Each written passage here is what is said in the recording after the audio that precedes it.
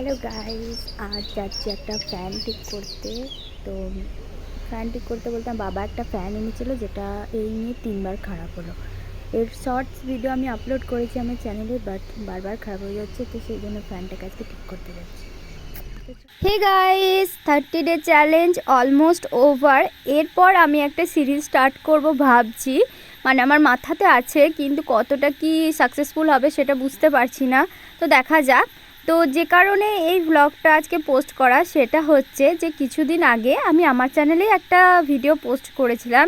সেখানে আমি বলেছিলাম যে আমরা একটা ফ্যান কিনেছি। আমাদের যেহেতু নতুন বাড়িটা এখনও কমপ্লিট হয়নি, মানে ইলেকট্রিসিটির কাজ কমপ্লিট হয়নি, তাছাড়া রং টং আদার্স যে কাজগুলো আছে সেগুলো কমপ্লিট হয়নি। তো সেই জন্য এখন কোনো নতুন ফ্যান আমরা লাগাতে চাইছিলাম না, কিন্তু প্রয়োজন পড়ছিল এত বেশি, কারণ গরমটা এতটাই বেড়ে গেছিলো। তো সেই জন্য একটা ফ্যান আমরা কিনি আর কিনে সেটাকে লাগাই। তো প্রথম ফ্যানটা ঠিকঠাকই চলছিল, তারপর কিছুদিন পরই ফ্যানটা খারাপ হয়ে যায়। এই যে সেই ফ্যানটা, তো সেটাকে নিয়ে বাবা এর আগে 2বার গিয়েছিল।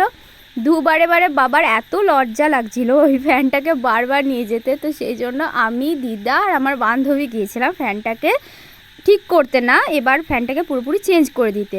তো সেদিন এত সুন্দর ওয়েদার ছিল, মানে ভীষণই সুন্দর। আর তোমাদেরকে তো ডিটেলসে বললামই যে কতবার আমরা ফ্যানটাকে ঠিক করলাম।